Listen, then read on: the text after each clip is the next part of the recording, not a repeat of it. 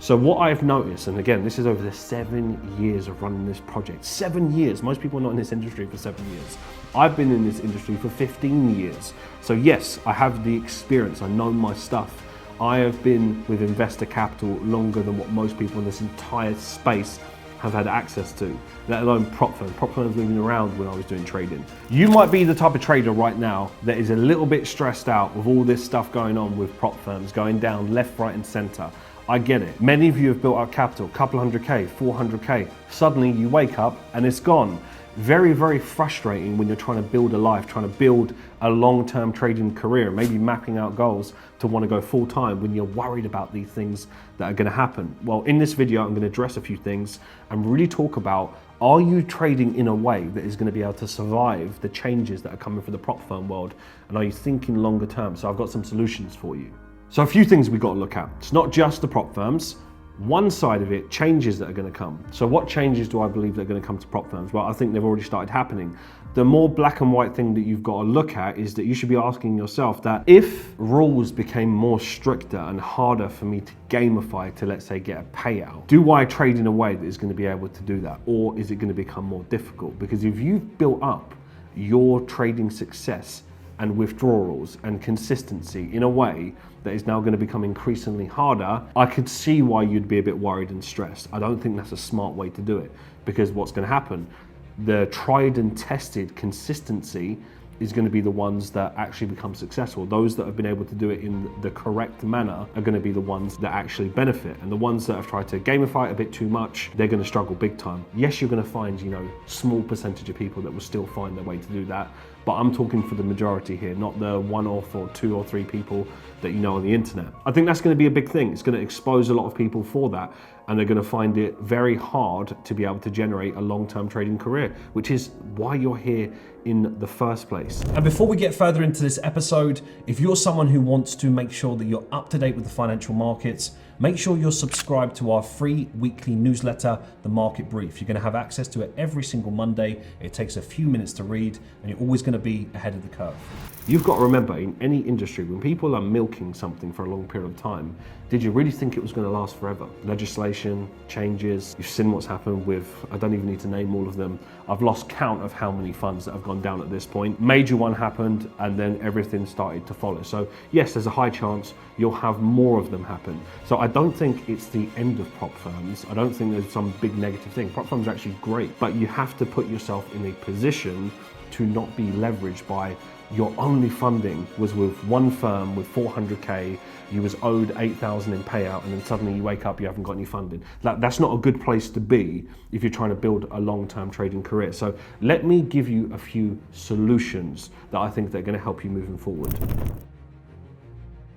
My solution for you is actually very simple, and it's something what I call a long-term trading plan. And you might be thinking, well, surely that's obvious. Well, it's not for most people. Let me explain. Changes that are going to come to prop firms, it doesn't matter. They might get stricter, new assessments, new fees, whatever that is, you'll be able to navigate your way through that, and you'll always be taking the risk that that firm might not be around. I can't control that, and I can't say, look, only use these people. You could use a common sense approach and go think people like FTMO, for example, that have been around for a long period of time. Yeah, it's probably a good idea to use people like that. However, you take the risk when you're following people online and just choosing whoever is popular with a new assessment and a new fee. That's up to you, I can't control that. Your long-term plan, when I speak to traders, I'm surprised how many people don't have this. And you might be thinking, well, I don't have a long-term plan. It's a very simple solution, guys. Leverage these firms to the best of your ability. This is why I always say to our students, you've got access to the in-house fund. That's the safest place that you could be. So if you're a Falcon member, you have access to that. You have that advantage over the majority of traders in this whole industry. No one's got an ecosystem like what we've got. However, I don't advise people to just trade with us. I advise them to have third-party funding firms. So they've got capital elsewhere. You shouldn't have all your eggs in one basket.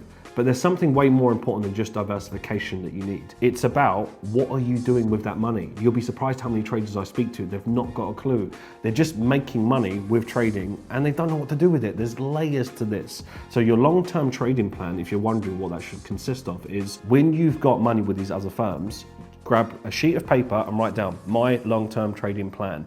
And you should have on there personal capital, investor capital, prop firm capital, And you need to look at, well, maybe the investor capital is a bit more of a niche, and that's through our kind of contacts. So for now, just focus on prop firm capital and personal capital. You should be allocating a certain percentage every single month towards that personal capital. What I recommend to our traders is, over a period of time, work on building up your personal capital to 6 figures. Now, you might be someone thinking, well, I haven't got 6 figures. Yeah, it might take you 2 to 3 years. Prop firm's not just going to disappear in a couple of months. So while you can, keep leveraging it, rather than getting a 10K payout and then just suddenly splashing 50% of that on things that you don't really need. Start to leverage either more assessments, and also start investing into yourself, investing into assets, but allocating a certain amount that goes straight into the personal account. Now, over a period of time, many of you are in a position where you're making 20K a payout, 10K, 15K.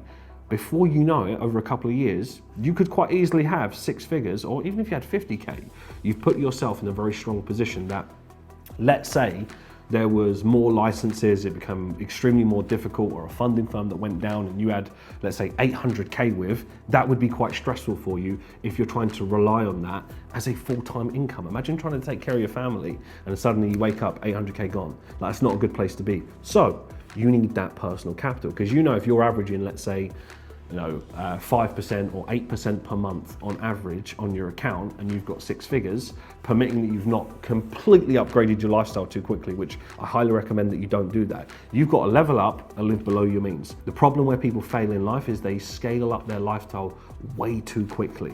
But if you've got 6 figures making you 5-6K a month on average, you're in a good position. So if the worst was to happen, you're now not stressed thinking, I had 2 million in funding and now I don't have it. Which leads me to the next point, which I think is a big, big red flag of the narrative that has changed this industry, and it will mess people up. So what I've noticed, and again, this is over the 7 years of running this project, 7 years. Most people are not in this industry for 7 years.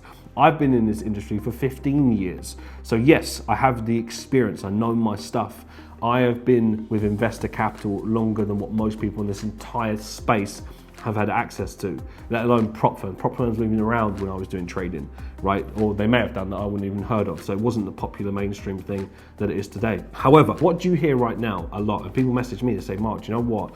I've jumped for a lot of systems over the last 7 years just to realize that my big problem has got nothing to do with returns. I'm just undercapitalized. Yeah, of course you're undercapitalized, and that's making a lot of issues, because when you don't have enough money, you over leverage and you high risk. Of course, that's just common sense. But you're undercapitalized in the sense that you believe that if you've got a couple of mil in funding and you just make 1% per month, like, yes, you can do the logical thing and go, right, if I make 1% a month, I'm making 20K. If I make 2% on 2 mil and I'm making 40 or 45K, whatever it is, 2 to 3%, you think that that's the really easy, logical, just get loads of money and just make a couple of percent. Yes, it's idealistic, but it's not realistic. Otherwise, everybody would do it. It's not so straightforward like that, because you have negative months, you have break-even months. And imagine that you've built your whole life on, let's say you actually done it, right? Because there'll be a small percentage of people that have managed to do that. And I don't like talking about the anomalies, and this is where the industry gets confused. When I say something, someone says, hey Mark, I know this person. What, one person that you can name me, and you're saying that that is sustainability? That's nonsense. I need to see, this is how hundreds and hundreds and hundreds of people are doing it. But you can't show me that, because that's not reality. But people see 1 or 2 and they think everybody is like that. And that's how interesting the mind is. But I don't want to go down that rabbit hole just yet. However, leading to my point, imagine you had a couple of mil and you did manage to do it, and you're making 20 or 30K. You increase your, chances are you've increased your lifestyle at this point, because most people cannot live below their means, especially when you've not come from money, including myself. I know what that feels like. When you've not come from anything, you suddenly have money, it's that urge to want to spend it. However, let's say you didn't prioritize personal capital and it went, or you did prioritize personal capital and it went. So you've got 6 figures in personal capital and you've been making 1 to 2% per month and you've been spending it like crazy. Let's say you lost all your funding and you've got your 6-figure account. You've now built up your trading career on making 1% or 2% a month, because you thought, well, that was okay when I had loads of money. Well, now you don't. Now what? So if you've got, let's say, £5,000 or £6,000 a month outgoings or more, because you've been used to a certain type of lifestyle and you've become accustomed to that, you're now making a couple of grand a month on 100K. So then what? So you see how when you don't think properly and you don't create a proper plan as to how am I going to be trading in a way that I don't think you should be prioritizing 1 or 2%. I don't think that you should be prioritizing these massive returns. I think it's a load of bullshit. However, you should be just trading, like trade to perform.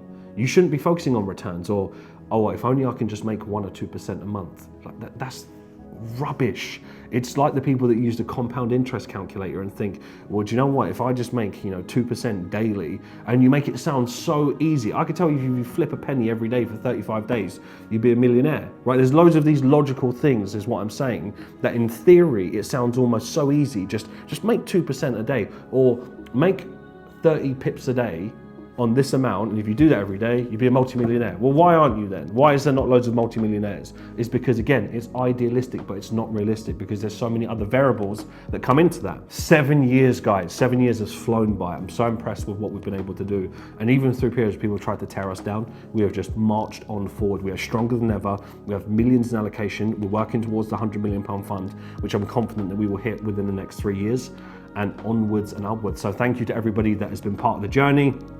Whether you are in Falcon here today or not, it's been a pleasure to rub shoulders with you, see you at meetups, and hopefully have been a positive impact in your trading journey. I wish you all the best. This is going to be a massive year and we are just marching on forward. So thank you everyone, and I'll catch you in the next episode.